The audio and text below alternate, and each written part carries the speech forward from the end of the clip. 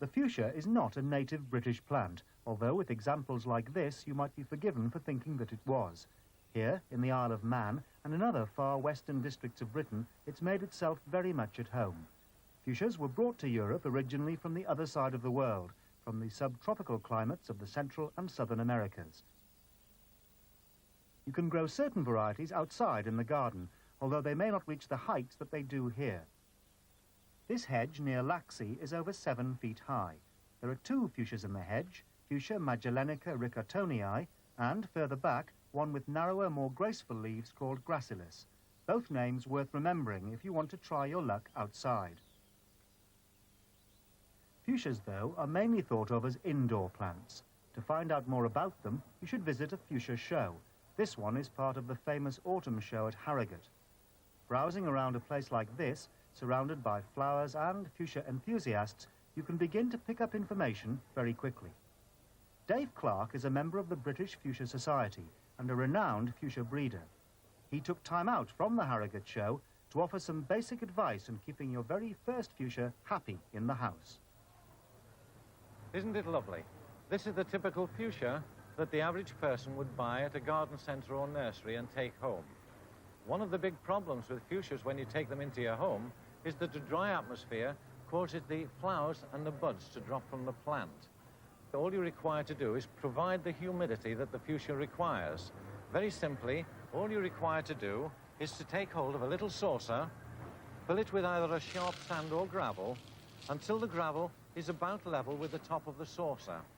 All you need to do then is to level it off and place the pot of fuchsias actually on the gravel so that the bottom of the pot does not actually touch the water that will be in the container.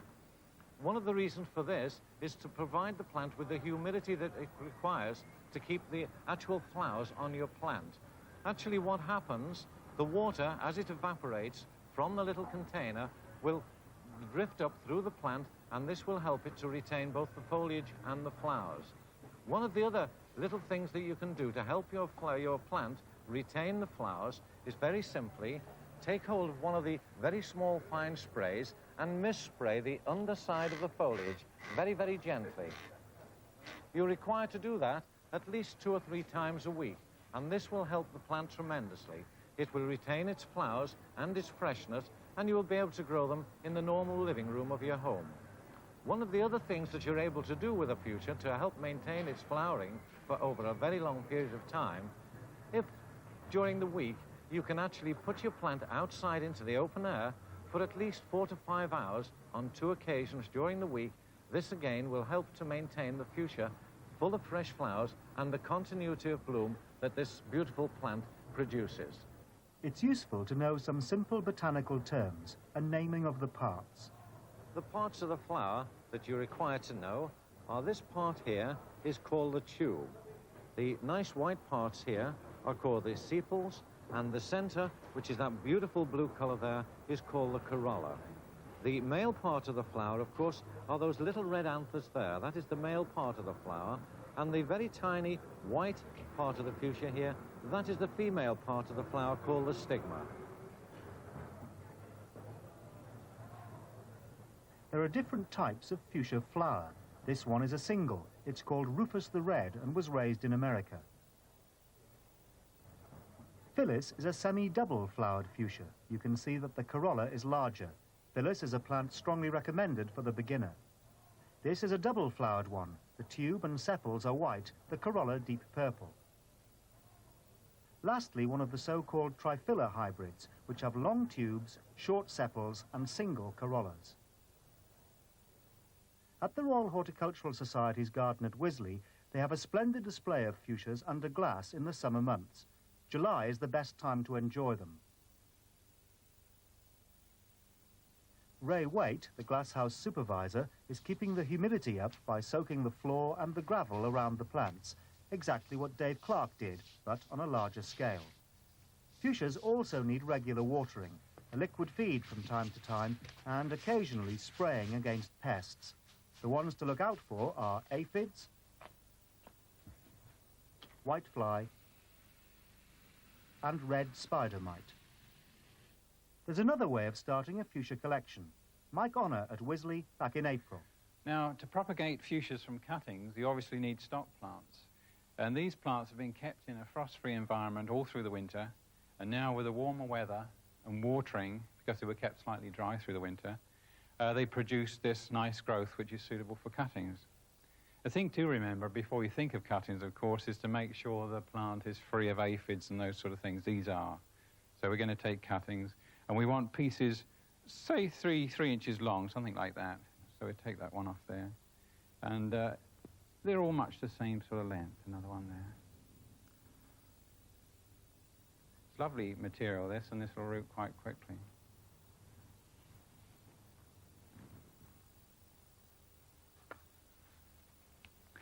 Just tip those cuttings out. And the thing to do is just remove some of the leaves.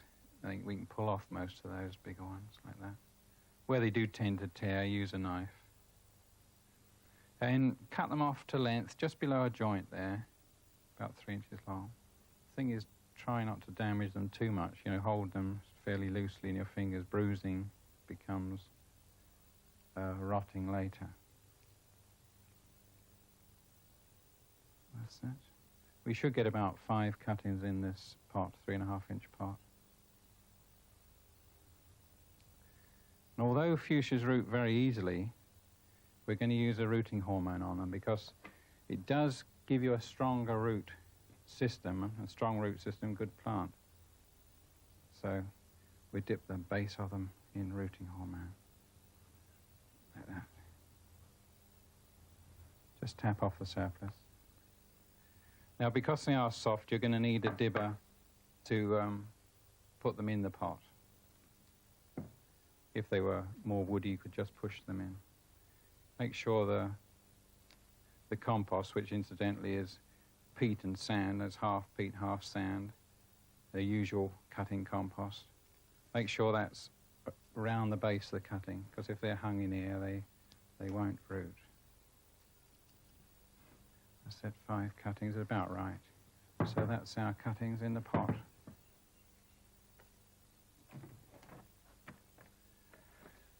Now we need to put these cuttings in a humid environment where they're not going to lose moisture and flag until they root. This will only be for a week or 2, something like that. And the thing is, now I put them in there, give them a water in with a fine rose and settle them in and cover them up. This is, as I say, to stop the moisture loss from the cuttings until they form their own roots.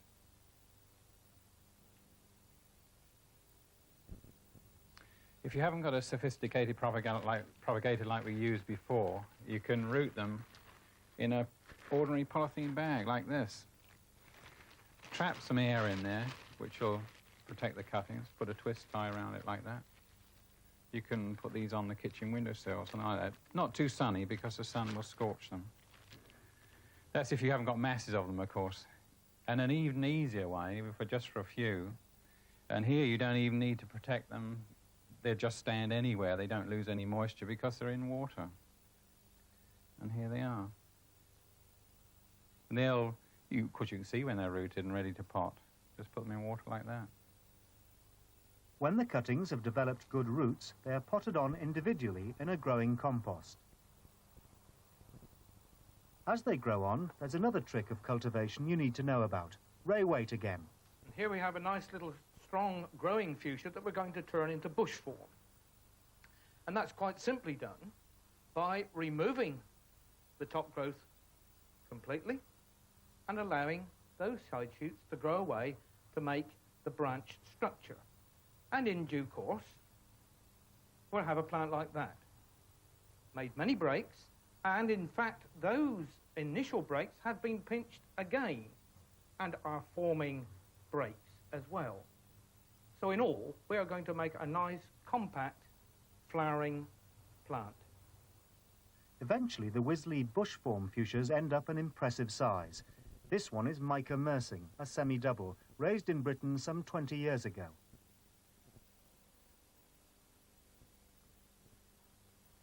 And this beauty is Lie's Unique, named after the British gardener who first raised it 120 years ago. Mary is a glorious rich red triphylla hybrid, renowned for its long flowering season.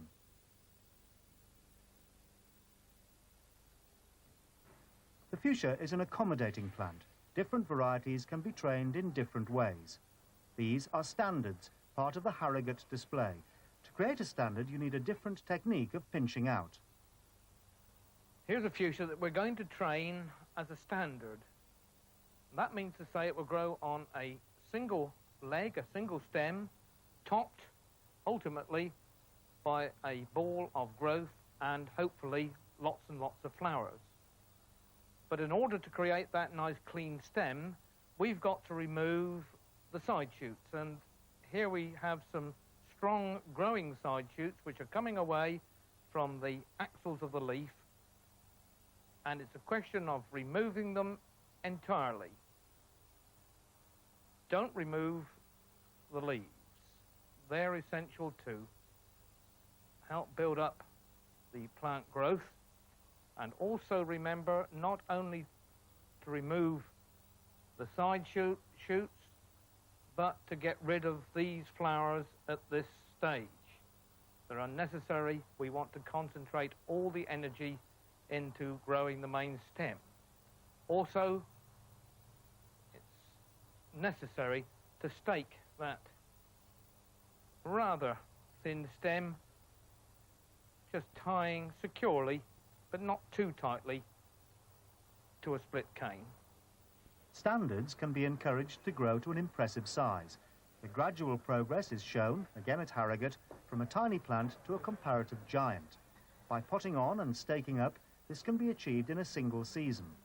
The height to which a standard grows is controlled by yet another form of pinching out, as Ray Waite explains. Well, to make the stem nice and strong, we've removed all the side shoots right the way up the whole length of this main stem. But I'm retaining the top 3 lots of side shoots to make the ultimate head of the standard. And that means I'm going to remove the very growing tip. So, standards great and small, according to how you treat the plant. You can be satisfied with one of modest size, or you can persevere for a year or so and produce a showstopper like this. Certain fuchsias are perfect for hanging baskets. This is golden marinka, a single red with beautiful variegated foliage. The appropriately named Cascade is one of the most popular varieties of all for a hanging basket, while Troika provides a stunning display under Wisley's glass. Whatever form of fuchsia you cultivate, it will need overwintering, and there are different ways of doing this. And so to putting fuchsias that have been pot grown, or indeed those that have been grown in hanging baskets, to bed for the winter. Now it's important that we give them frost-free conditions.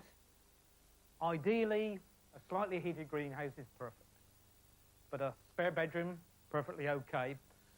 At this stage, remove the softer growth that's still at the top of the plant. Important to leave some growth on because that will give added protection to the plant lower down. By the way, we can, if we haven't got good frost-free conditions as such, we can certainly use another method. It's very simple, really. An ordinary box, and here I've used a cardboard box, lined it with fairly thick polystyrene sheeting, some peat in the base, and what we're going to do, we're going to remove the leaves. They're going to fall off in any case during the winter, so we're just help nature along a little bit at this stage. By the way, it's worth considering putting fuchsias into frost-free conditions about the end of October, early November. There we are. Leaves are off. Knock it out of the pot. Lay it neatly into the box. And just sprinkle plenty of peat around the plant like that. And of course, in a box of this size, one could put several plants, probably half a dozen, and having filled it up, polystyrene lid on, close the box down, and there we are. And by the way, don't forget that freestanding sheds, freestanding garages, not necessarily frost-free.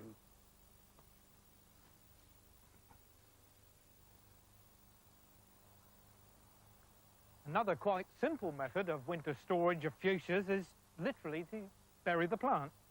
Again, remove the tops just as we did before, take the leaves off, knock the plant out of its pot, if it will come, and lay it in a hole which I've dug out of doors in the garden. It's important to try and keep the branches of the plant a good 6 inches below surface level. And then, question of just filling the soil in around the branches. And quite clearly again, this is a very good method to store more than one plant. And we carry on and fill in totally so that the whole plant is well covered. It's rather easy, of course. I'm working with some very nice light sandy soil, and that fits in very nicely indeed. And some of you may be on heavier ground. Well, one could put sand around the plant, and indeed in colder districts it's not a bad idea to mulch the whole area down with straw as well. And if nothing else, that'll tell you precisely where you've put the plants. So, several methods of overwintering fuchsias. In spring, the plant will need reviving and pruning. Here's the fuchsia that's been overwintered in frost-free conditions in a greenhouse, as it so happens. But certainly the plant would look very much like this had we lifted it from that position that we might have buried it in the garden to keep it through the winter. It's important at this stage, though, in the spring, to shorten back these growths. We want to keep the plant fairly compact when it grows again on into flowering in the summertime. Cut just above a bud, like this.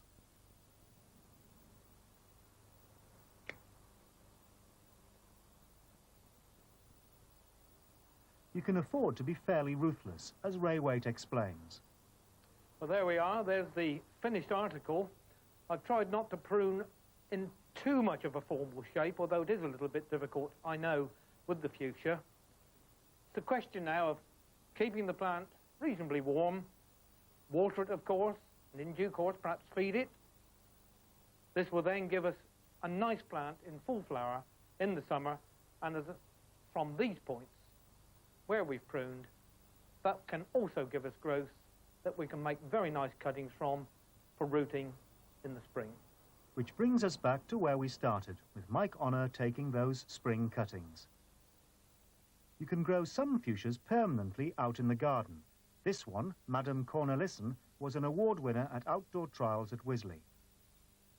Tom Thumb is an old favourite, produced originally in France, a useful small plant for a sunny border. Outdoor fuchsias are planted after all danger of frost has gone. David Mulford shows how it's done at Wisley in June. This is a very good sandy soil. I bet some people watching would say, gosh, wish I had soil like that. And it is indeed a very good one. Now, let's see, we'll put this, place it down. No, it still wants a bit deeper.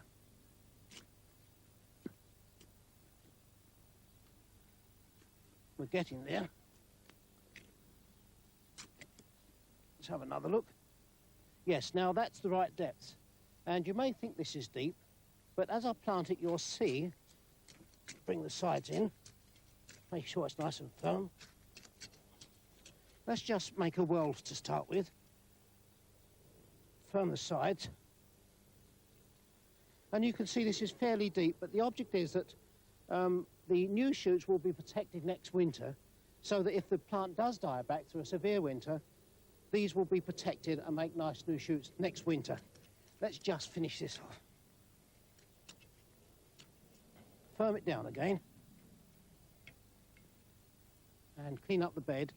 And you can see it's now quite deep, quite snug, and ready to get away. Fuchsias do best in a sunny, well-drained site. The variety you've just seen planted was Rickertonii, the same variety we saw in the Isle of Man, and another Wisley Award winner. In autumn, outdoor fuchsias will almost certainly need some form of protection to see them through the winter. The first stage is to clip off all the soft young growth.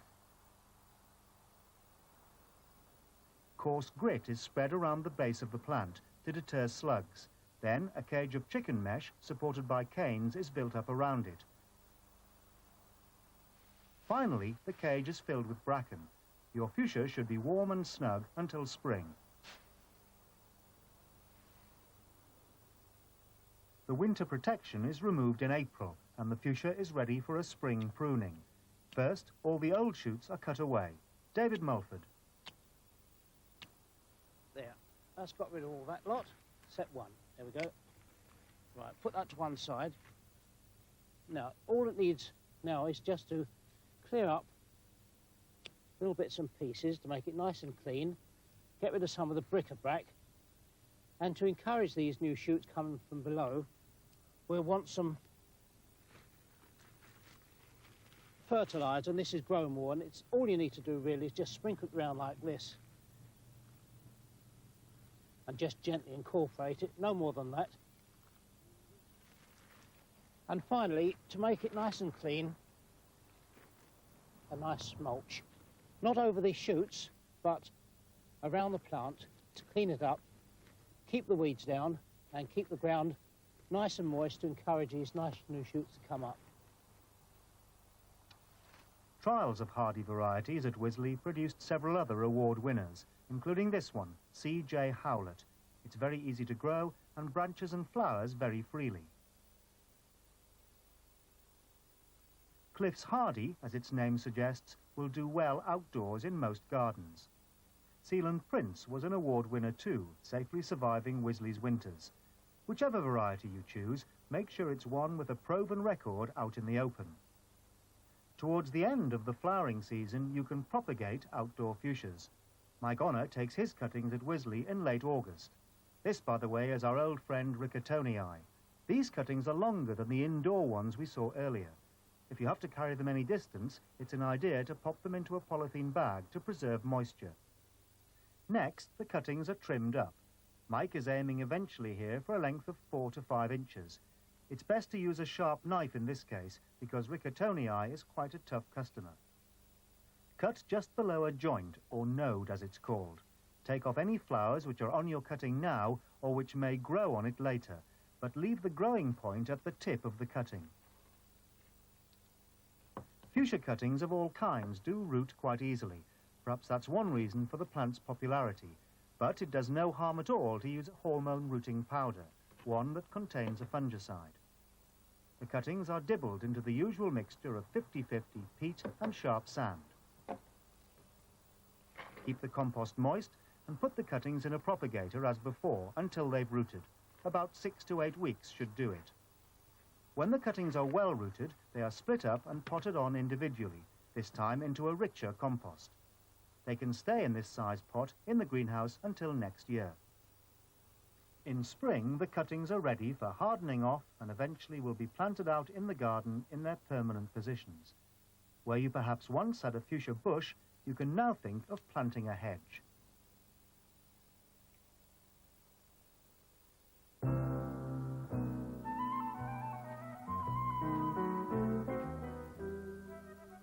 And next week, a little green-fingered magic on the thorny subject of roses. The Gardener's Guide opens again next Friday.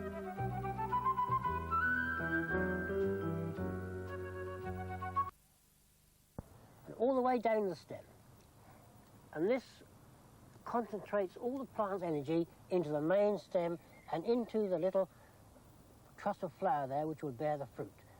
And then we will tie, giving it one loop around the cane like that, and leaving plenty of space between the plant and the cane to allow the stem to swell. Just one simple little tie like that, and that will do. As the plant grows on through the following weeks, you must continue to take out the side shoots. They're easier to see and to take out if you let them grow to a reasonable size first.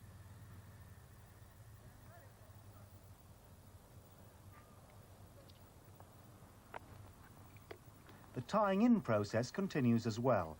Note that you tie in really quite loosely. Don't bind the stem tightly to its cane.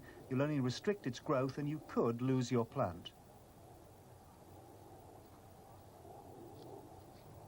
Outdoor tomatoes need watering regularly and generously once they begin to flower. Don't rely on the weather to do it for you. Your plants will benefit from heavy watering once a week at a rate of 2 gallons per square yard.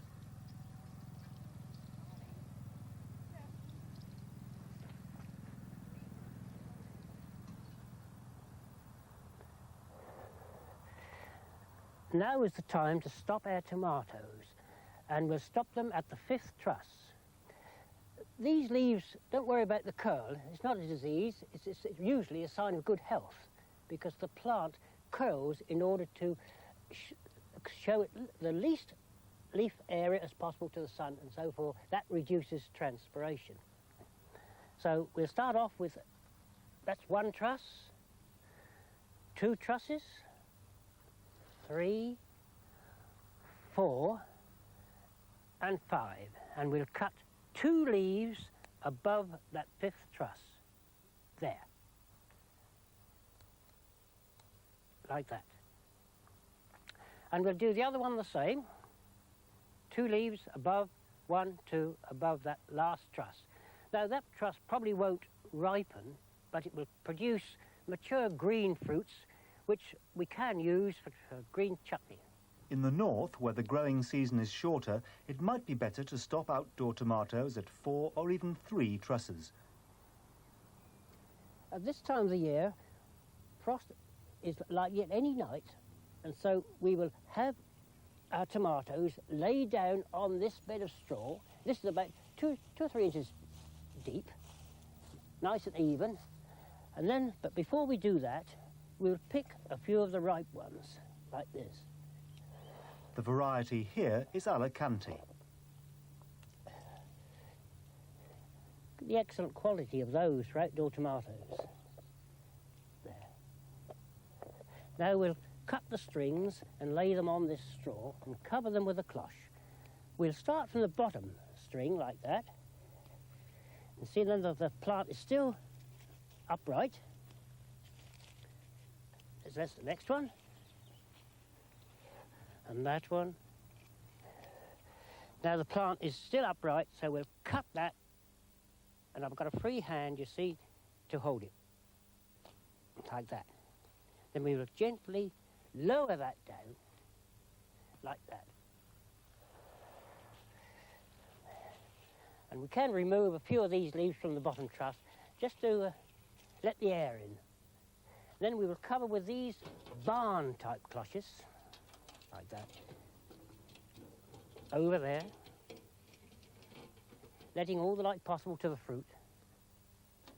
This one. Like that. This will keep the excess rain as well as the frost off. And of course, we will block the end up, save the wind and rain getting in.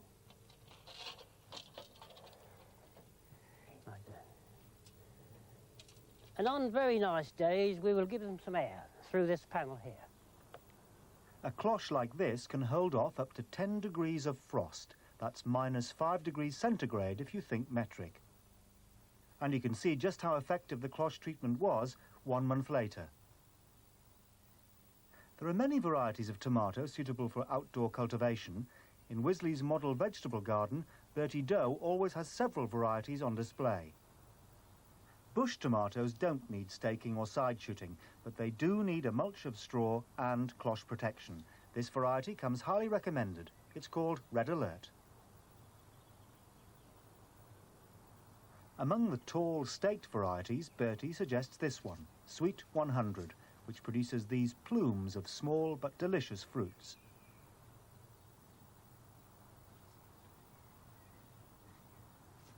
Next, a plant rejoicing in the name of Gardener's Delight, another one with small fruits, recommended for growing outdoors. It has a very good flavour and can produce up to 60 fruits on one truss. The further north you go, the more of a challenge the growing of tomatoes outside becomes. You might be better off moving indoors in the spring. Here's Wisley's Glasshouse Superintendent, Ray Waite. Tomatoes grown in pots, still a very popular way of growing them, of course. I'm using a loam-based compost, John, in this number 3 compost actually, but any of the peat-based compost, perfectly okay. Keep to the one that you're used to using. In fact, I'm going to plant into this pot one of the large fruited type. This one's called Big Boy, the beefsteak tomato, so-called.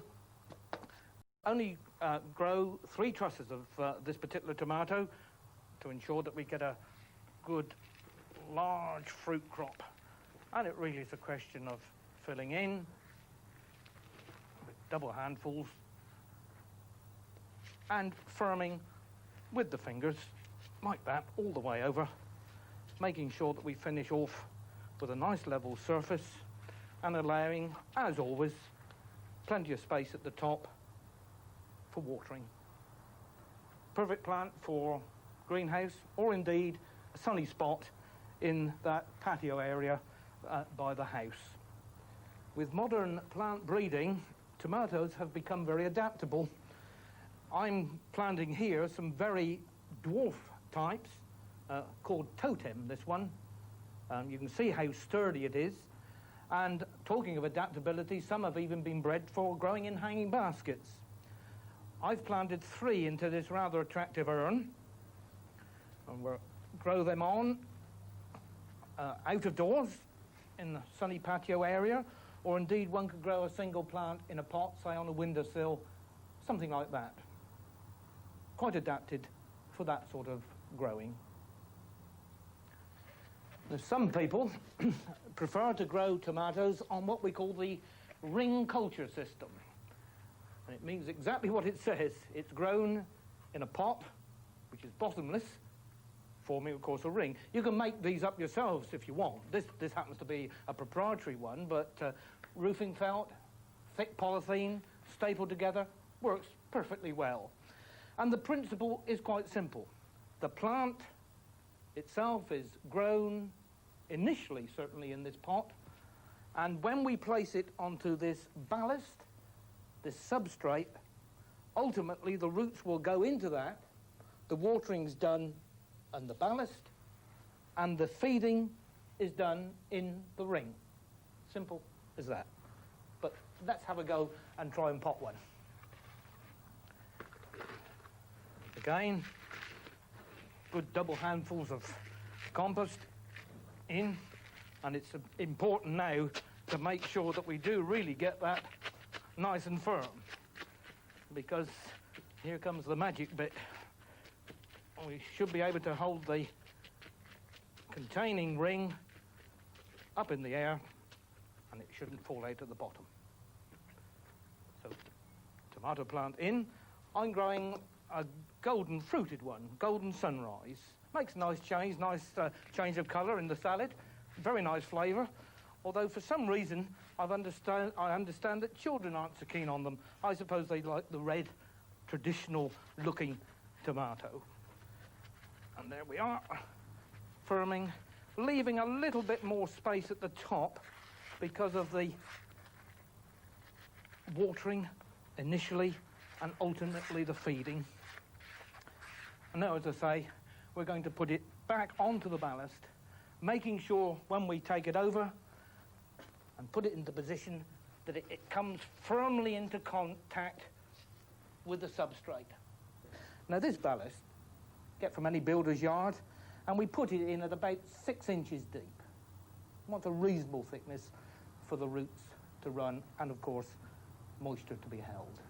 Another way of raising tomatoes, the growing bag. Just a question then of cutting 2 holes in the polythene, about 6 inches, 7 inches square, just sufficient to work.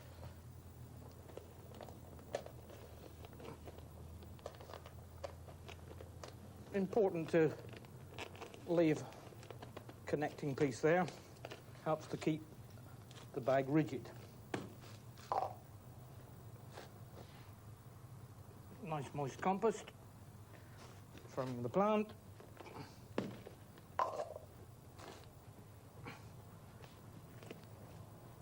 And the job is done. Quite clearly, when a bag of this sort is placed on a firm surface like paving, it can be difficult to put a cane in with any degree of stability. So there are these rather nice frameworks that can be bought for supporting canes. I have to say they're a little bit expensive, but you know, once you've got them for many, many years. They work extremely well. Just a simple construction like that.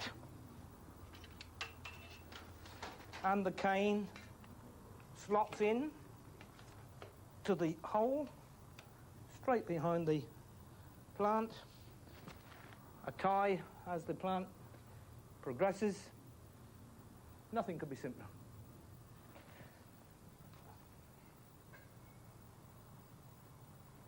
And so finally to the very traditional way of growing tomatoes, that is direct into the greenhouse border. This is perfectly okay, by the way, for borders that have been freshly brought into use, perhaps into a new greenhouse. But do bear in mind that over the years, soil-borne troubles can build up, and we can have all sorts of problems with tomatoes, and that's one very good reason for considering growing tomatoes in containers. Having said that, perfectly good method, provided one is aware of the problem. Always put on a good base dressing of a general fertiliser.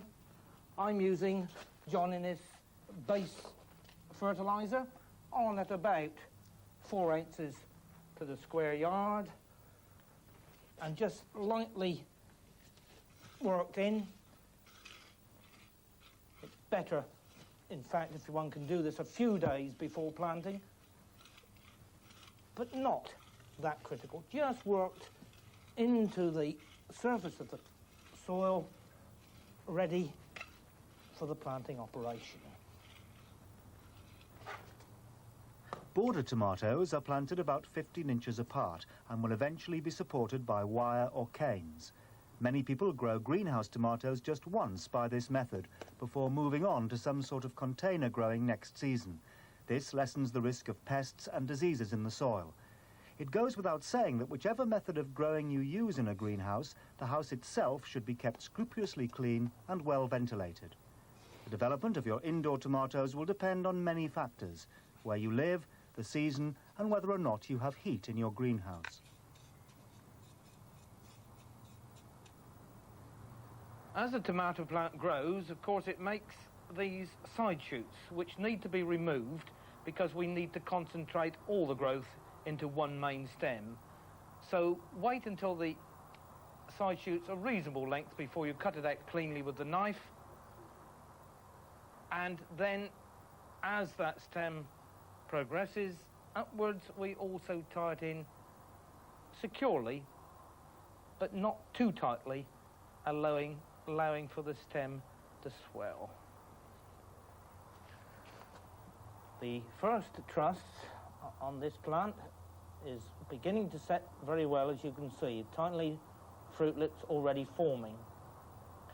It's important to get a good set of fruit by ensuring that certainly at midday we create a nice moist atmosphere around the flowers. This does seem to aid pollination. So using just a fine rose can, a general whisking over like that, should be sufficient to do the trick. Incidentally, as the fruits set throughout the whole of the truss, that is the time to give the first feed to the plant. I would suggest any good proprietary tomato fertiliser, one that's high in potash, should be applied according to maker's instructions, but you can normally reckon about once a week. The importance is regular feeding and certainly regular watering. The tomatoes planted by the ring culture method are watered on the base, you remember. The liquid feed will go into the ring culture pot. Tomatoes grown in pots or similar containers are watered and fed via the top of the pot. Be especially careful when you water and feed tomatoes in growing bags. The bags fill up and dry out quickly, so you can drown or starve your plants all too easily. You must water regularly. Irregular watering can lead to blossom end rot, the dark patches you can see here. Earlier on, I stopped this tomato plant at 6 trusses. 1, 2, 3, 4, 5, 6 trusses, all developing very well, and this bottom truss, of course, beginning to ripen up nicely and indeed just ready for harvesting. The variety planted in the growing bag and now ready for harvesting from the first truss is called Shirley.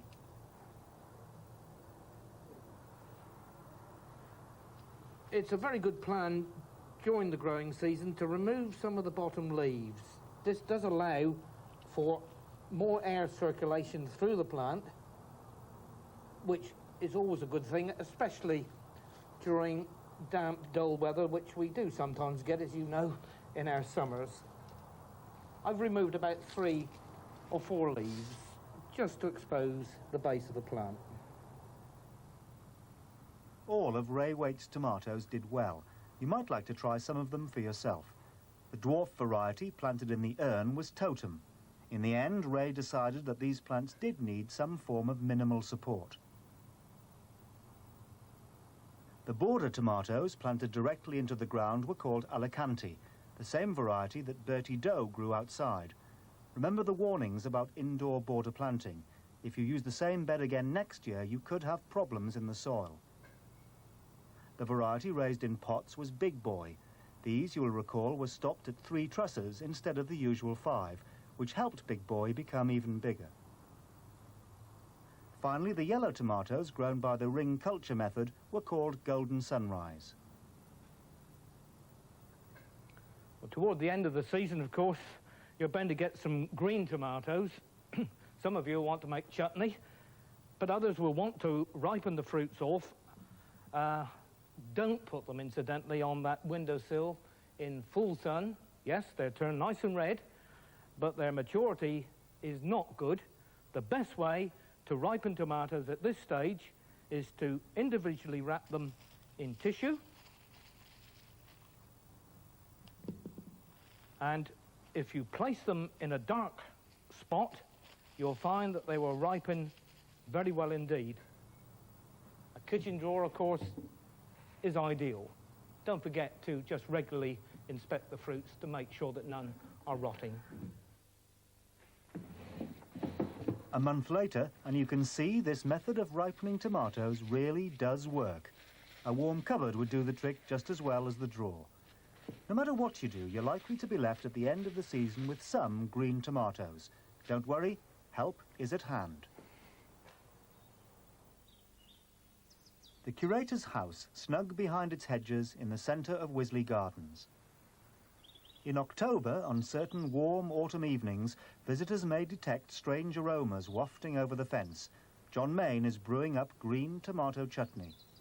The ingredients include tomatoes, apples, onions, sultanas, demerara sugar, vinegar and cloves.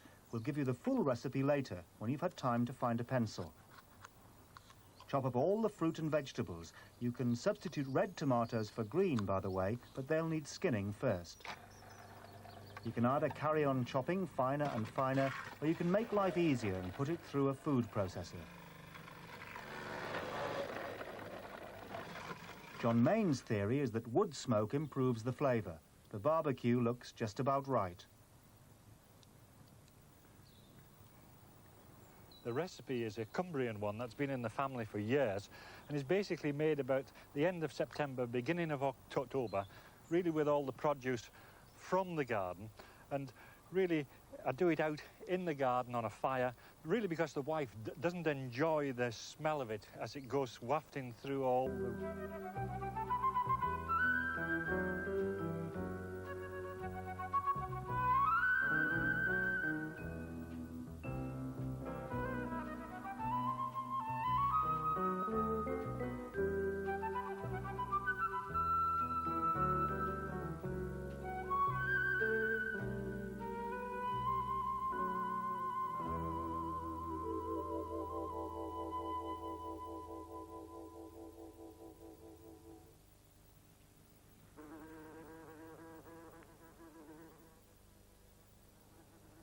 Chrysanthemums make up a beautiful, astonishingly varied and versatile group of garden plants. Some types are hardy and perennial, which means that once you have them safely established outdoors, they'll keep coming up each year without a great deal of effort from you. There are annual chrysanthemums too, which are sown each year and are useful as bedding plants, a splash of colour to order on the border. These are known as early chrysanthemums, in bloom and on trial at the Royal Horticultural Society's garden at Wisley at the beginning of October, one of the great floral events of Wisley's year. Late chrysanthemums, by the way, are in many ways similar to these earlies, but are grown in pots and displayed under glass at Wisley in November and December. In this programme, we'll be concentrating on the chrysanthemums you can grow outside in your garden. First, a year in the life of the early chrysanthemum. It's April, and Bertie Doe is going to plant on cuttings which were taken in late January. First, knock the cuttings out of their pot, and then Squeeze the ball of that, like that. And then they shake out without any damage to the root. See, look at that, loads, just right, lovely cutting. And one method is put them in one plant to a 3-inch pot. We'll put a bit of roughage in the bottom for drainage, and then we will put this potting soil, making it nice and firm, because chrysanthemums like firm soil. And this, by the way, is John Inney's potting soil number 3.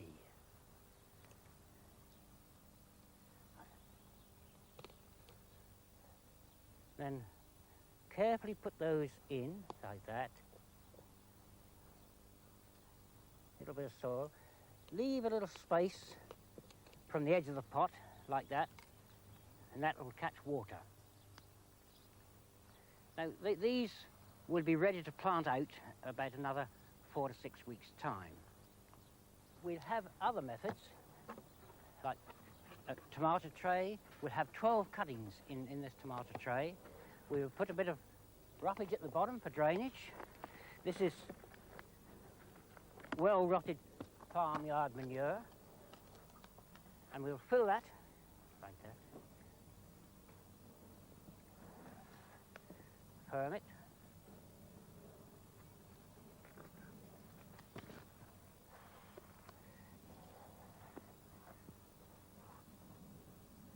And we will put these in 4 inches apart. So in point of fact, we're coming about 2 inches from each side. Now this enables the plant to have a much wider root run than in the pot. And I prefer this method to the pot method, but if you're only going to have 2 or 3, then it's hardly worthwhile having a box. Like that.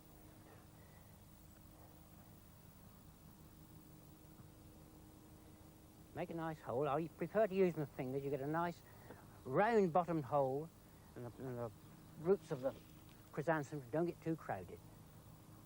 Now that will hold a dozen cuttings, rooted cuttings. the third method, which Bertie likes best of all, is to set out the plants 4 inches apart under a cloche. If your soil isn't good, plant them in a shallow layer of John Innes No. 3 compost. Your plants will need watering in and will need regular watering throughout the growing season. All the plants, however you grow them, should be given protection until it's time to put them out in their flowering positions. The rooted chrysanthemum cuttings, which we planted in the frame earlier in the year, have now been hardened off. We've had the frame off about 10 days, and they're now ready to go into their flowering quarters. So we'll ease them up from the frame with as much root as we can find. Now that is just, see the sinks of that, that will not cause any check to the plant at all with a ball like that. And we're going to plant it in this frame here, where we get a dozen plants if we plant the whole lot, in the middle of the 8-inch square. Dig a nice hole, like that. Place it in, not too deep, just shallowly, and really firm it, because chrysanthemums really like firm soil. Now that was the one from the frame, and remember we planted some in a box, like that. See, and with that also free root run, and rich compost, we have a very nice plant to plant out. And we'll plant that there, in the middle of that square. The sticks are just a mark where we're going to plant the plants.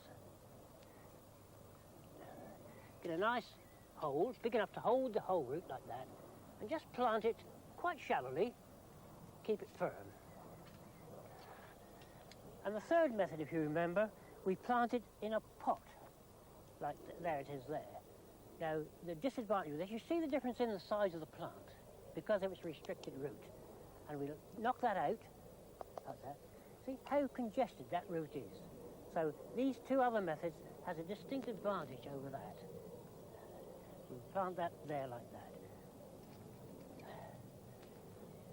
Now it's going to take some time before those roots can spread to the side, where these are already there.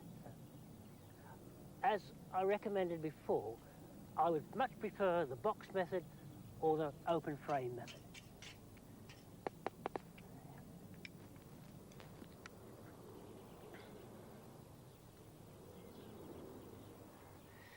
When the plants begin to grow and get about a foot high, we support them by lifting this up a little bit at a time, like that. And the angle of the posts keeps the tension there, you see. Now, it would take there's a dozen plants in that square metre, and it would take a very long time to tie them up individually, but just a matter of minutes or less than that to keep these in that frame. And as they grow up, you still keep on lifting it up. The chrysanthemum frame is, as we shall see, a familiar device at Wisley, but it's worth bearing in mind that you can, simply and singly, support your plants with canes if you aren't too keen to erect a structure like this in your garden. Whatever method of support you prefer, the next horticultural step is essential. We're now going to stop the plant, or just pinch the top end. So we just part the leaves like that, and we take the merest tip, just like that. This is to induce the side shoots to come out of this very soft wood, which they do, and make the plant nice and bushy.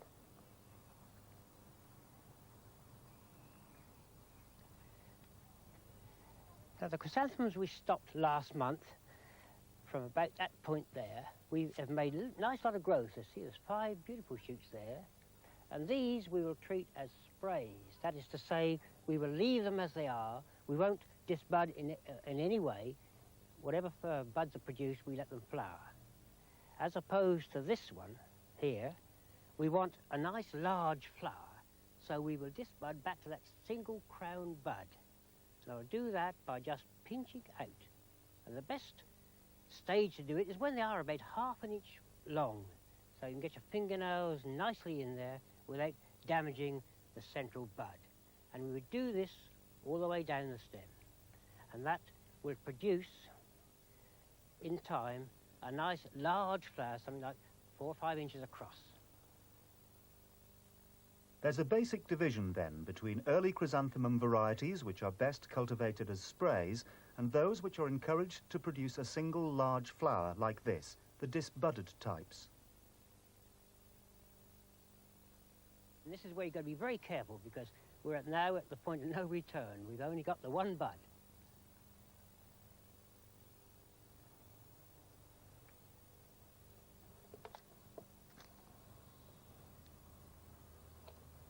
Although chrysanthemums are watered regularly, they're not fed until the beginning of July.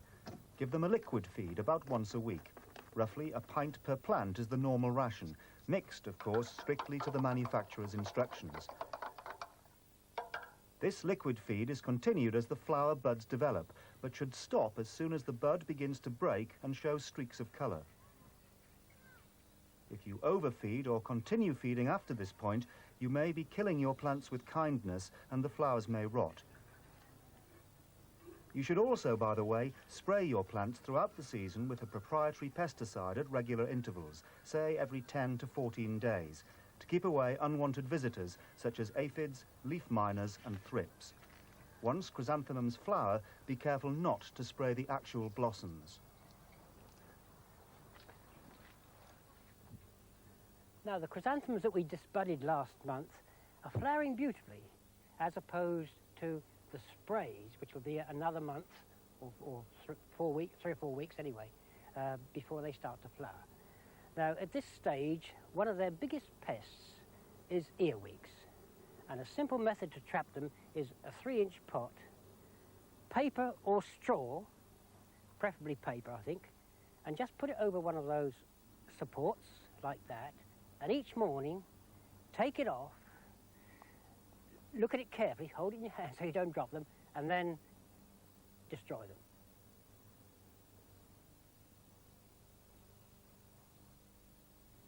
Later in the month, the spray chrysanthemum under Bertie's care was in magnificent bloom. This one is called Orange Margaret. Through September and on into October, the display of early chrysanthemums in the trials field is a magnet for visitors. Early chrysanthemums are subdivided into further categories, as Bertie Doe explains. Now, we've talked about disbudded chrysanthemums and spray chrysanthemums, but it's not as simple as that. There are different types within those two categories. This one here is incurved, and an incurved means that it comes right up and over and there's no hollow centre. This particular variety is called Cory, C-O-R-Y. The name chrysanthemum comes from the Greek and derives from the two words, chrysos, meaning gold, and anthos, a flower. Cory is a lovely example of the gold flower. We now come to another type within the disbuds. This is reflex, and the name of the variety is George Grippus. And with the reflex, it has the advantage of being able to shed the rain because the petals all come down, hence the name reflex. And it has a very long vase life. The water doesn't hold in there, not like the incurved. It's worth remembering that most of these chrysanthemums make lovely cut flowers for the house.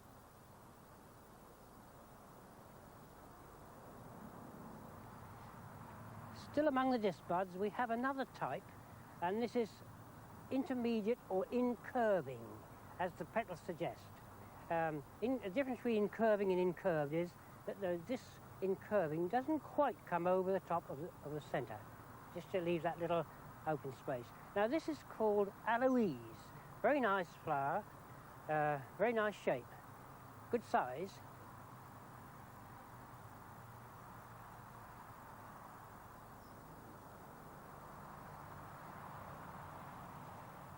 Now we come to the different types of sprays.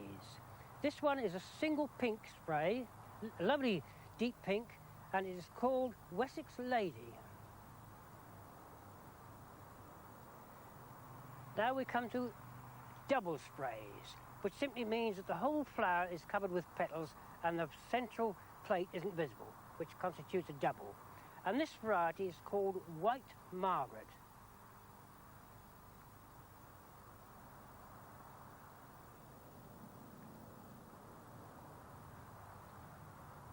This spray is anemone scented. This lovely little clump in the middle there, and it is called Tone Dragon.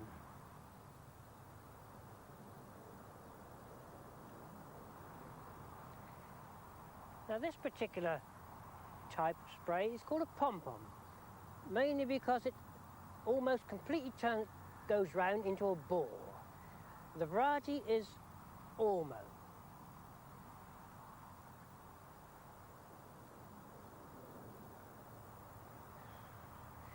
Now, we have here quite an unusual type of spray, a beautiful little flower, and its main feature is it's got spoon petals. Very attractive and very dainty.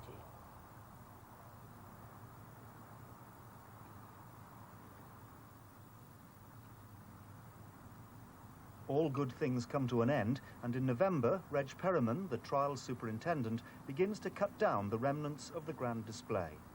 You can take a chance and leave these chrysanthemums in the ground, perhaps covering them with bracken to protect them from frost. But what you're about to see is the approved method of care and of propagation used at Wisley. Well, it's November and the early flowering chrysanthemums are looking a little bit dowdy now. And if we want to make sure of our plants for next year, the best thing to do is to actually lift them up and store them inside. Now, then, they are quite hardy as a rule, but it's best to be on the safe side. And we've got one here we've already cut down. We'll just lift that and shake the soil out of it. Get as much soil out as we can. And then the thing to do then is to trim most of this greenery off. We don't want that. That'll probably, during the winter, we'll get botrytis and all sorts with that. So if we just trim that off, there's one or two small bits left, it doesn't matter, but we can take the bulk of it away. Well, as you can see, we've now actually washed the stools and the roots are nice and clean, and all that remains now is to actually pack them away for the winter. As you can see, we've already started here, and we can divide a box up into 2 or 3 sections because we only need 1 or 2 stools of each, because we'll get probably 5, 6 easily cutting from them in the springtime. So all we do now is to just carefully put these in and pack them with some compost. Now, this needn't be fresh compost. Old potting compost is quite good enough for this purpose. And if we just pack them all in and get them started, and we can just gently ease them so that we get the compost in between the roots. Just get the third one in there.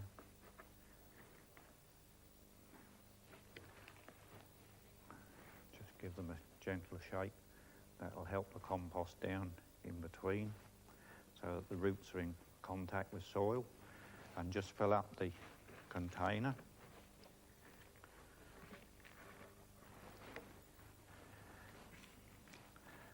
And 3 stools like that will give you probably somewhere around about 15 or 20 plants in the springtime. And don't forget, important thing, we must put the label in, make sure that they're all labelled. And just to make sure that they're packed in there just a little bit firm, because we don't really want them tight, if we just carefully bang the box on our bench, that will just firm up the soil. Risk of frost occurs. In fact, on this one you can already see some puckered leaves where it has had some frost. Basically, all we do is to bring it in the middle of November into a frost-free environment, sort of warm or a cool conservatory, and then keep it there until the buds begin to expand. And then about 7 to 10 days before Christmas, it's a question of bringing it into a room of sort of where you've got a temperature of 50 to 55, and it should push nicely for Christmas.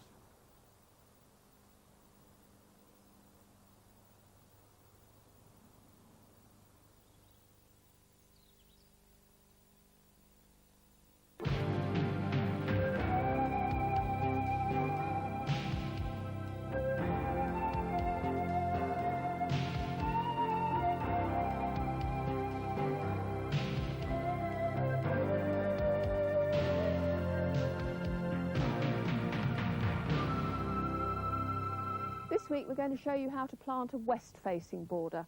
Now this is the border that gets the sun in the afternoon and in the evening, so if you've been out at work all day, it's probably the nicest place in the garden to sit when you get home. And for that reason we're going to fill it with fragrant plants. We're also going to visit Beth Chatto again, who gardens on acid to neutral soil, and Rosemary Veery, who gardens on limey soil, to get their planting ideas for west-facing borders. Roses are Britain's most popular plant, and it's easy to see and to smell why. So we'll be looking at the best ways of planting them, and we'll also be making a very special planting place for those subjects that prefer a really wet, boggy situation. And we'll be showing you a really easy way to raise your own bedding plants. This is our west-facing border, and this is an exciting project because this one we're going to fill with perfumed plants, because it's here that we'll be coming back from work in the evening during the summer and sitting out. So perfume is going to make that very pleasant indeed. There's only one difficulty with the border, and that is that there's a fair old east wind that blows through this gate, particularly in the winter. So the plants must be protected, first of all, with a windbreak, and that's the first job. Conifers make pretty good windbreaks, but it is quite difficult to get them established. You must worry about having a windbreak for the windbreak. Lots of people lose conifers because they plant them, and however much water they give them, they tend to go brown, shrivel and die. And the reason is this. If you look at the plant, it's got lots and lots of leaves, a very big leaf area there, and those leaves of course are always losing water. But right now it's only got a fairly small root ball until it gets rooted out. Now in the summer that's not a great problem because of course we've prepared our soil really well so that it'll hold plenty of moisture, and we can always add moisture by hand as well, keep it nice and wet all the time. It's in the winter that the problem really comes, and the reason is this, that in the winter the winds are generally worse, and of course wind dries out plants like nothing else because it just evaporates it from the surface.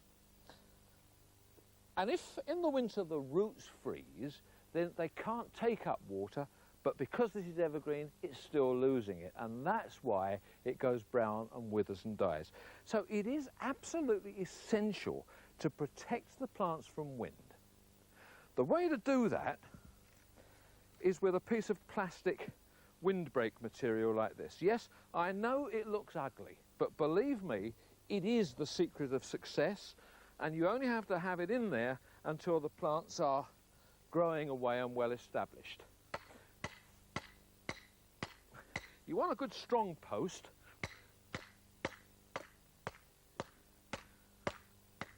To fix it to and drive it down well. I fixed it of course to the gate post at the other end, and then the best way of fixing it on is to put a strip of wood down the post and then just nail it on.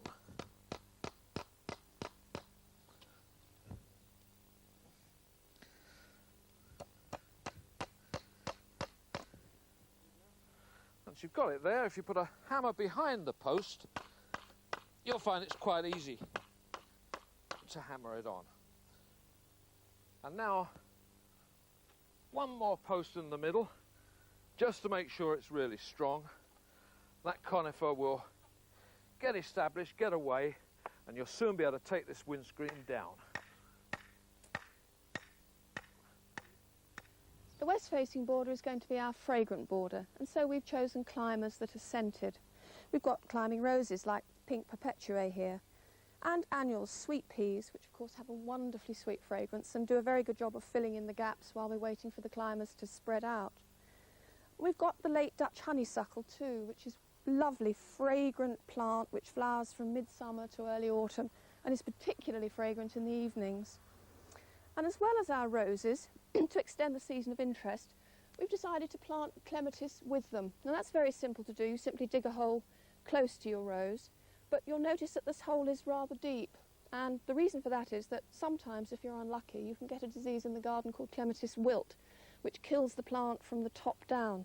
But if you've planted it with about 6 inches of stem or so under the soil, then there's every chance, if that does happen, that new growth will come from under the soil and you won't have lost your plant.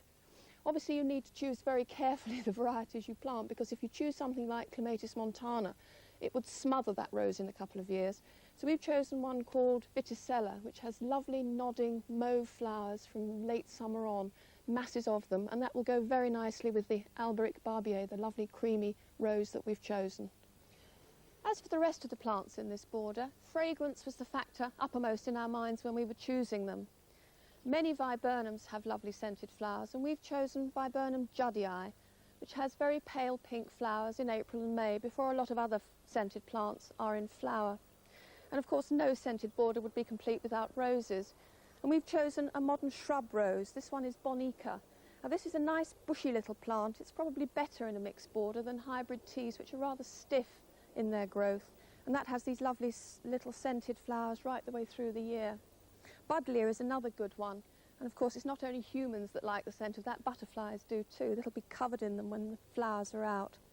And lavender's another very good plant too. Not only are its flowers scented, but the foliages as well, and that's something else to bear in mind.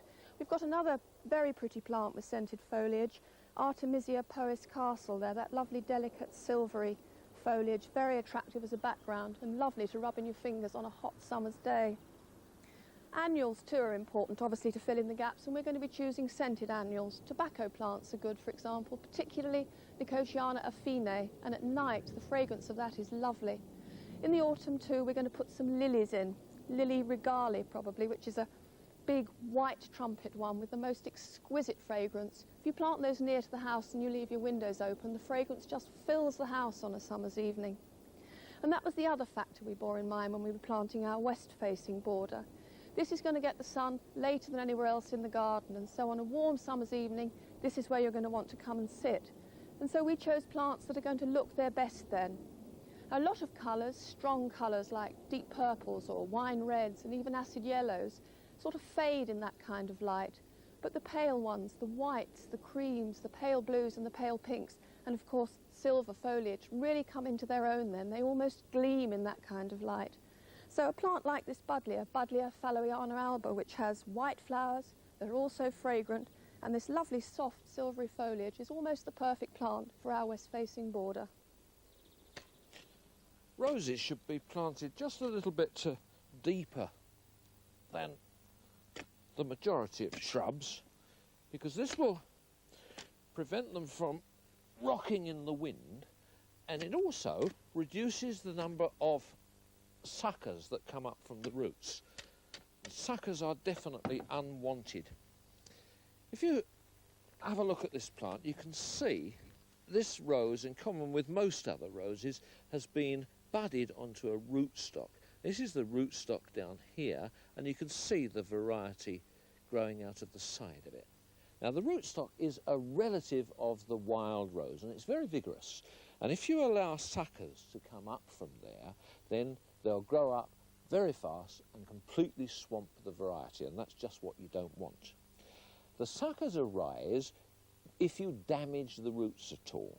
So therefore, if you plant it a little bit deeper, then there's less chance of you damaging the roots when you're hoeing or digging or anything like that.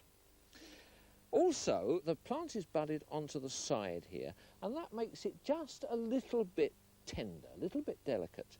So therefore, if you plant it an inch or so deeper, then that variety is held within the soil and will prevent it rocking about in the wind. Now, you'll notice that this plant is potted into a floppy plastic pot. Many of them these days come in rigid pots, but there are still quite a few in these floppy pots, and they're meant to be disposable. You can't take the plant out of this pot without destroying the pot. And the way to do it is to just cut round with a sharp knife right the way round,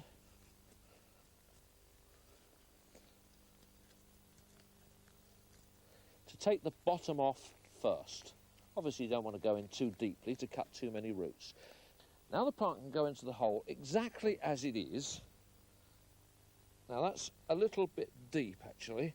You don't want to go mad over this. It just wants to be a couple of inches below the level of the soil. So a bit more soil in the bottom. That looks about right. And now you can cut the pot off the root ball. Like that. And you keep the whole thing intact. Now just to steady it up, let's just put a little bit of the best of the topsoil in around the bottom of the plant there. Firm it down just with your hands, and then we can refill the hole with the soil I've dug out. Now, I haven't prepared this soil specially at all because, of course, it's already been prepared, just as for all the other plants, by digging and plenty of organic matter, but it just needs the regulation handful of rose fertiliser on the pile of soil, and then that can be pushed in back around the plant. Just firm it with your feet, and of course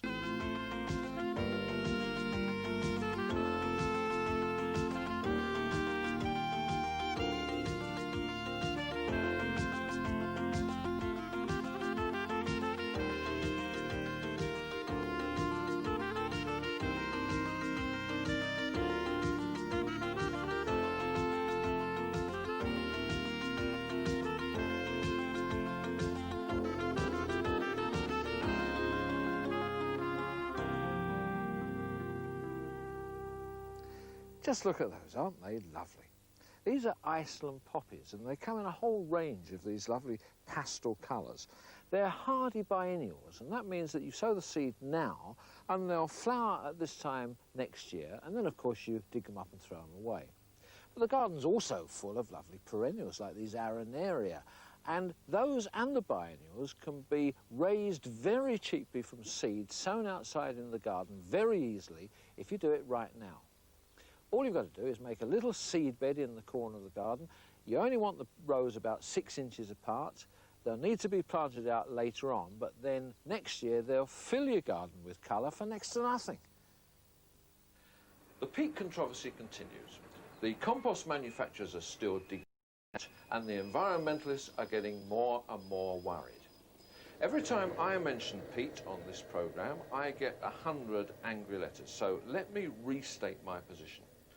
I am not prepared to recommend that gardeners should stop gardening. So until there is an alternative to peat, that's what I'm going to continue to use. But our responsibility, obviously, is to diligently and urgently search for that alternative. And that is exactly what Gardeners World are doing here at Barnsdale. We started this experiment back in February, and the results are looking quite encouraging and very interesting. We started out with a whole range of compost, some of them homemade, and most of them germinated seeds perfectly well, except for the leaf mould, which had fungus disease in it. But very quickly, the homemade compost started showing their deficiencies, and so therefore we threw them out, leaving us with 2 commercially produced alternatives and the peat-based compost that we were comparing them with. At the beginning, the 2 alternatives actually did better than the peat-based compost. But as they grew, they quickly ran out of steam, while the peat-based compost continued to grow very well. But then we fed them with nitrogen, and they quickly recovered, and you can see now how they're doing. Tomatoes show the problem up extremely well. This one is one that hasn't been fed at all, and you can see the nitrogen deficiency. Yellowing leaves, blue stems, it looks very hard indeed. But only 10 days after feeding, then they're beginning to look nice and green. This one is the straw and sewage compost, which is entirely organic. The inorganic coconut fibre compost is much the same. But neither of them are quite as good as the peat-based control. Nonetheless, my recommendation would be that both these alternatives are fine to use, provided you bear in mind they're going to run out of steam a little bit faster. So I would say start feeding them after about 4 weeks, and then of course with tomatoes continue right the way through the season. But what do you use to feed them with? Now, the straw and sewage is an organic compost, and therefore it follows that you would want to use an organic fertiliser. You've got, I think, a few alternatives. Either bloodfish and bone meal just sprinkled on the top, or it's quicker if you actually dilute it. You could use a new duck fertiliser, which is quite high in nitrogen, and that could be sprinkled on the top as well. Or there's also a liquid fish compound. Now, these are slow-release fertilisers, as all organics are, and so therefore I would use those about once a month. But if you're not worried about organics, then you can use a standard liquid tomato fertiliser, and I'd use that at every watering. It's very much the same story with the other plants that we've used, and so my suggestion would be that these alternatives are perfectly okay to use now, with a certain amount of caution. We'll be continuing to grow these right the way through the season, so it will be the end of the season before we can give you a really firm recommendation. Lazy Sunday afternoon, I got no mind to worry. Close my eyes and drift away. Close my mind and drift away. Close my eyes and drift away. I've been thoroughly enjoying myself testing a few mowers. And if you've found that your mower's clapped out and you need a new one, then you really do need to think carefully. Some of the machines I've been testing cost over £1,000. So make sure your dealer comes out and gives you a demonstration if you're going to buy one of those really expensive ones. And if he doesn't want to do that, then go somewhere else where they will. The big question is, do you need a cylinder mower or a rotary? Well, it depends on what you've got to do. A machine like this, for example, is beautifully engineered and it will last you a lifetime. It'll cost £340 and it is absolutely excellent for cutting rough grass. But like all rotaries, although it'll do fine grass, it won't give you the finest of fine finishes.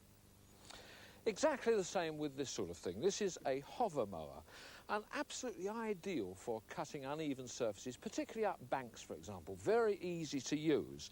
This one is an electric machine, cost about £120, and again, as you can see, this is a rotary, but this one will pick up the grass. This one is another rotary machine. If you're a beginner gardener perhaps, or you've just got a tiny little patch of grass, then this one I think is ideal because it'll cost you just £40. Once again, it's a rotary machine, but this one does have the extra of plastic blades if you want them. Now, plastic blades won't last as long, they won't cut as rough grass, but they're very, very much safer, and you get both with the machine. That one, of course, is electric, and this is another electric machine, but this time this is a cylinder mower. Now, cylinder mowers will certainly give you a finer cut on fine grass. This one, you can see, will pick up the grass again, and it will give you quite a fine, reasonable cut on that. And this is only going to cost you about £75. Now, all those electric machines do have an inherent danger in them, so if you're going to use one, then for heaven's sake, buy yourself one of these. This is a circuit breaker, and it will cut the current off in a fraction of a second if anything goes wrong. It could save your life, so it really is worthwhile investing in it. But all those mowers are powered, and the buzzword right now is green, and you don't get a greener mower than this little green job. This is another cylinder mower, but this is one you push. It's very easy to do. It gives you quite a fine finish, and it'll only cost you about £80. Again, beautifully engineered and should last you a lifetime. But both of these have only got 5 blades. Now, it is a fact that if you want a really good cut, then you want to look for the machine with the most blades in the cylinder possible. And this one is the Rolls-Royce of machines. This has 10 blades in the cylinder, and it will give you a really super fine cut. It'll cost you over £1,000, but in fact, this will last you for life. So it's got to be a good investment. Now, I know we're always talking about small gardens, and quite right too, but there are 1 or 2 people with big gardens, and if you've got as much grass to cut as I've got, then this is the sort of machine that you want to look for. The great advantage with this is that it's got a 26-inch cut. I've been using this for the last 2 years, and it saved me hours and hours of time. Again, over £1,000, but a really good investment. You probably saw it in Stoke. You may even have paid a visit to it in Glasgow, in which case your next port of call is going to be Gateshead, Tyne and Wear. It's the site of the 1990 National Garden Festival and it opens here on the 18th of May. I've come here for a sneak preview to find out what's on offer and to ask, when previous festivals have been maybe more fun-fair than centres for horticultural excellence, what's there really on show here for the serious gardener? To give them their due, garden festivals weren't set up to show off gardening skills. They were devised as a means of reclaiming derelict land, and their principal role remains the economic and environmental development of the area. Gateshead is the 4th of 5 planned festivals, the first being the International in Liverpool in 1984, followed by national events every 2 years in Stoke, Glasgow, here and in 1992 in Ebbw The North East has seen a number of changing fortunes, from prosperity to a state of decline to the current resurgence, with both tourism and industry playing a part. In a way, the National Garden Festival site encapsulates that. It used to be a wasteland, believe it or not, of dismembered machinery and the leftover parts of the gas, tar and coke works.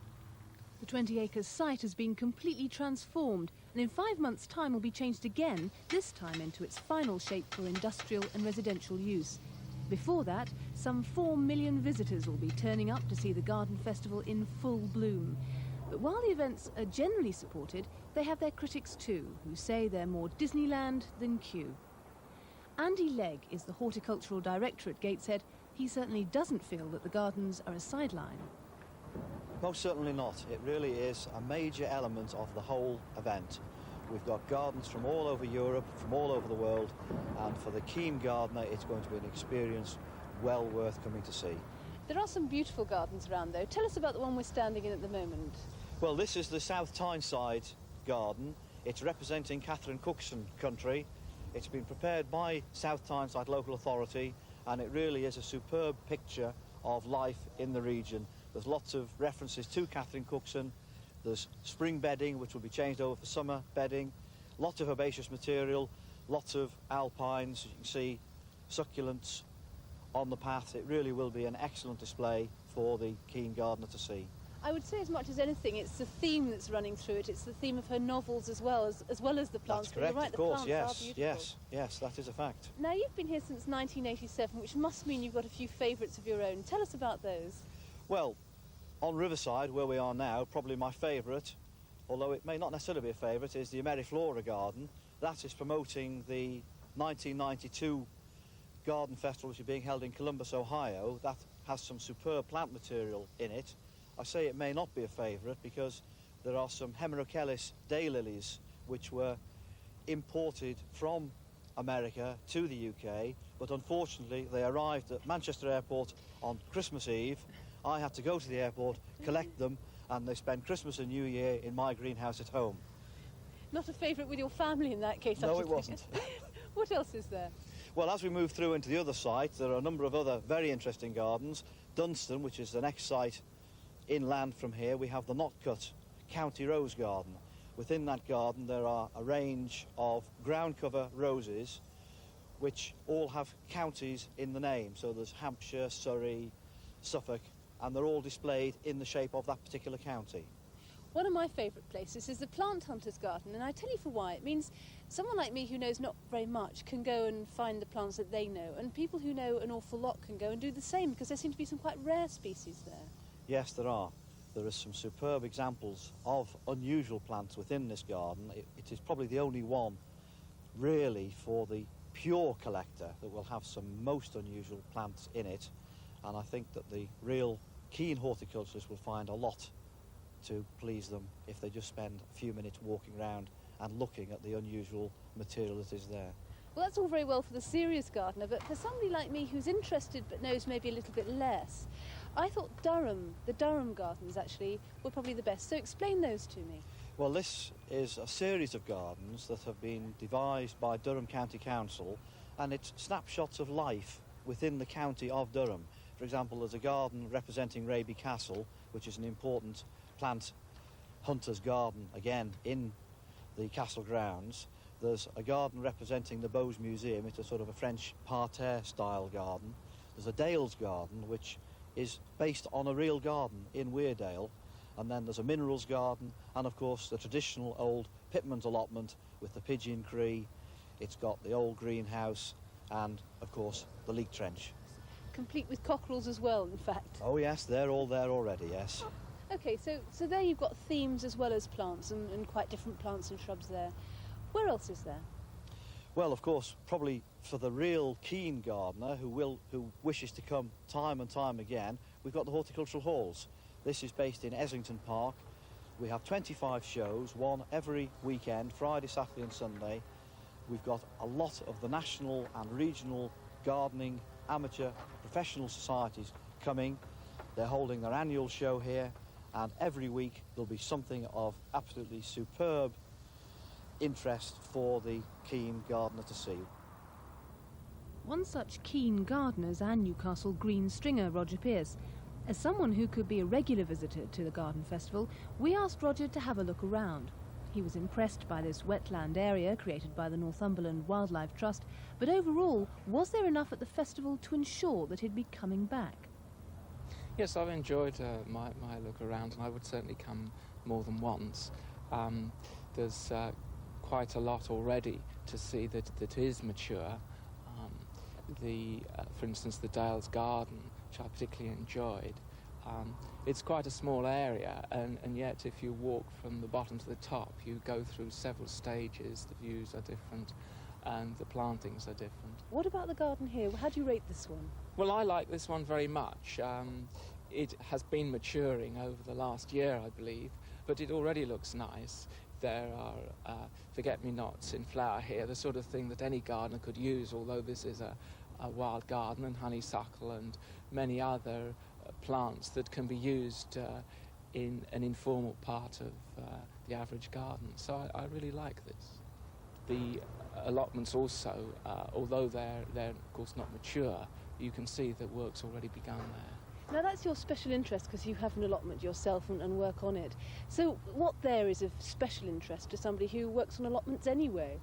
Well, I enjoyed seeing that they had a high-tech leak trench. I thought it would be good fun to see how that worked out. Also, they're trying deep beds, and it will be interesting to see if the crops there do better than elsewhere. It's generally useful for an allotment holder to see how somebody else's patch is doing compared to his own. Now, you're giving it the thumbs up pretty generally in that case. Would you be prepared to come back more than a couple of times? For example, they've got a season ticket. Would you be prepared to buy that and come round maybe half a dozen times? Well, personally, I wouldn't. There are other attractive places in the northeast that I would be visiting as well, gardens and so on. And I've got a family, and it's quite a lot to bring everybody. But we'll be having visitors who will want to bring as well. No, personally, I won't get a season ticket, but it may well be the right thing for some visitors. There are lots of ways of getting round the site, and it has access to both wheelchairs and pushchairs. The National Garden Festival opens in Gateshead on Friday for 5 months until October the 21st. Containers have been part of the gardening scene for literally thousands of years. In fact, the ancient Egyptians used them. And of course, as with all forms of gardening, the first rule is to ensure that the plants have a healthy environment. But having said that, containers offer tremendous versatility. You can move them about. This hydrangea, for example, has spent most of its life indoors, but now the warm weather's come, I've moved it out. If we get a frost warning, I can pop it back in overnight. Also, I can grow plants in containers which would not like my natural garden soil. And indeed, if this hydrangea had been growing outside, it would have pink flowers. But in ericaceous compost, I've got lovely blue blossoms. These are growing in terracotta, and terracotta is probably the most popular and widely used material, but it is slightly prone to winter frost damage. Well, Tony Clark has been working in clay for the last 15 years. As well as designing and making his own, he imports a whole range of pots and is himself an enthusiastic container gardener. So I asked him why terracotta has such a poor reputation for durability. I think a lot of people have been disappointed in terracotta pots they've brought from Spain and Portugal when on holiday, usually bought at wayside potteries, and not really fired high enough to withstand the British climate. Since those days, lots of very good, competent modern factories have sprung up all over the continent, and these pots are imported to England and are made for the British climate. They're fired to a very high temperature, 1100 degrees centigrade, and do have a very firm, solid feel to them, and they are frost resistant. When you're choosing terracotta pots for your garden, look for a good hard fabric like this one here. Pick it up and slap it. It should have a very good strong ring to it. A clear, sharp note should come from it. This pot is fired to 1100 degrees centigrade, and thus is very hard and good for all of the year round in the garden.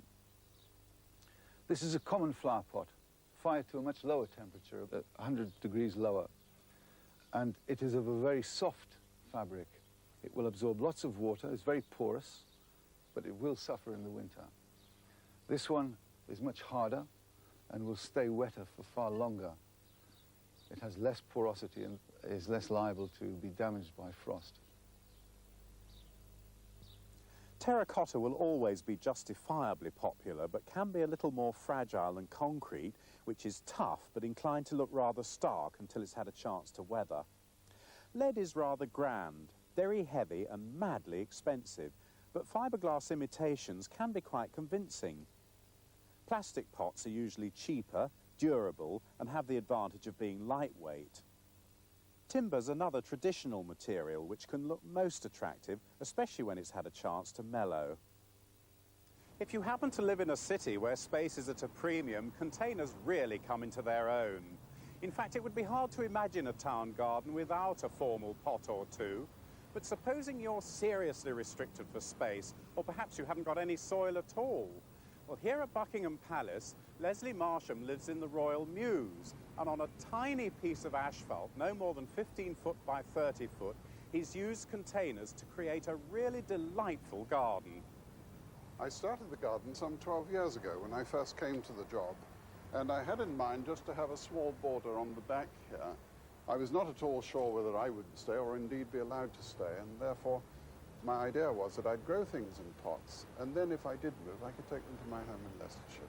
But if I got a landscape designer to come and do this for me, it cost an arm and a leg, and yet you seem to have invested as much love as anything else into it. Have you spent a lot of money on it? It hasn't cost a great deal of money, and I've found plants that have been discarded from window boxes in the city, and of course the generosity of friends and family who have given me plants during Christmas and birthdays and that sort of thing. And you've got a fairly, if I might say so, motley selection of containers, some rather nice, but some pretty ordinary. Yes, but that doesn't really matter, does it? Because one can buy these things in a garden centre at not a great deal of money, and of course, with luck and the odd skip around London, it's amazing what you can find.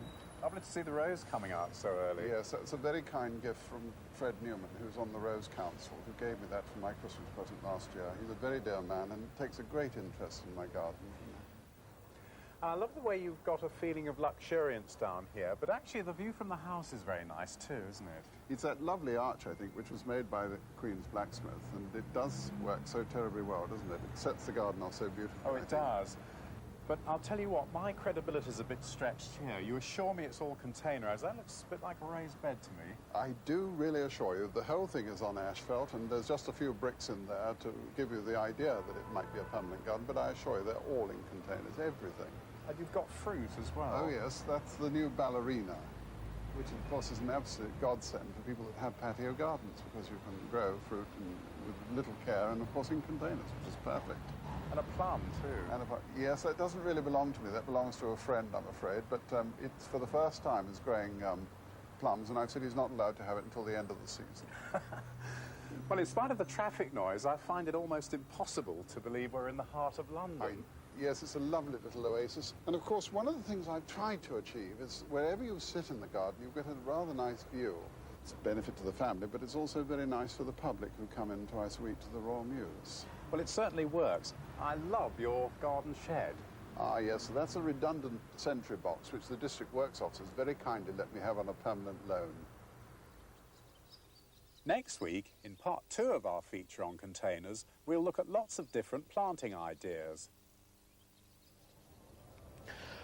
Normally at this time of the year, this would have been a sea of colour, row upon row of tulips in all the colours of the rainbow.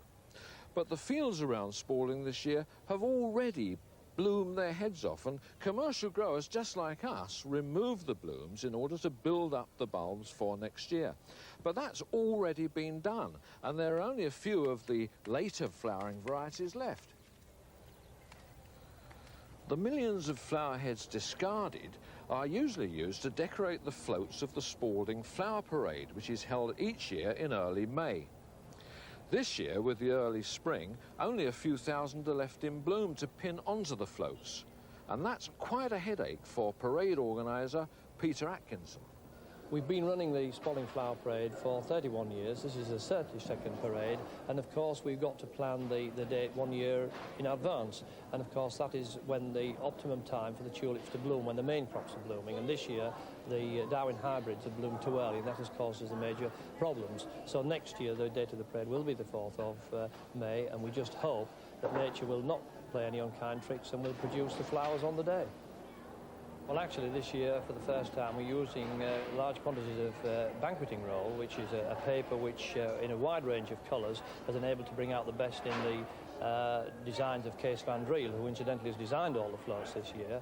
And of course we are using hyacinths in big quantities for edging these particular coloured papers. And of course we're using laurel leaves and late flowering varieties of tulips, which have been brought into the field from the fields yesterday. And of course we're using tulips which have been put into cold store. Unfortunately, our big problem this year is that with the flowers blooming so early, they've been in cold store for far too long, and unfortunately we cannot use the range of colours that we've used in the past. And of course, although it is a flower parade and we are using paper, we've got these superb flower arrangements which you see on each float, and I think it's going to be a very, very impressive parade tomorrow. We're particularly pleased with the BBC entry, which, as you can see, depicts all that's good about the world of gardening. We have flowers, fruit and vegetables on the float, and it really does get over the image of what the BBC are trying to do with the world of gardening. When I look round the hall and see the wonderful floats that are on display, I'm rather pleased with the end result. We've plucked a success out of the jaws of disaster. An estimated 250,000 people have descended on this small market town, bringing the routine of Spalding to a grinding halt for the day. Cars, coaches and trains have converged on Spalding from all corners of the country, including our special trains from the West Midlands and the North West, all to see this truly spectacular free show.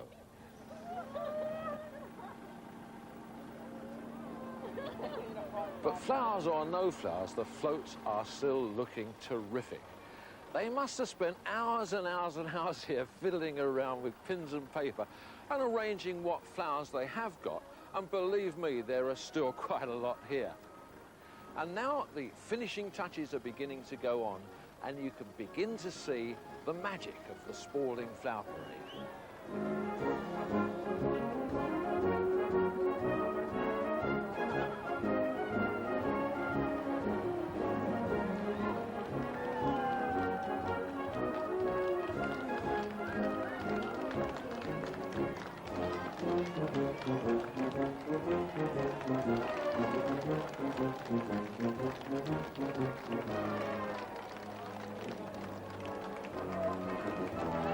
Oh, we've been travelling around on our mobile garden all the afternoon, talking to hundreds of people who we find are 90% gardeners, and that's really great. We're having the time of our lives here. Next week, I'll be back at Barnsdale, and we'll be looking at rhododendrons, and Nigel's back with his containers. If you want any more information on the programme, don't forget that you can get it on our information line on this number, and there's more information on CPACs on page 617. We'll leave you with a little taste of the fabulous Spalding Flower Parade, and if you haven't come this year, don't miss it next year because it's great.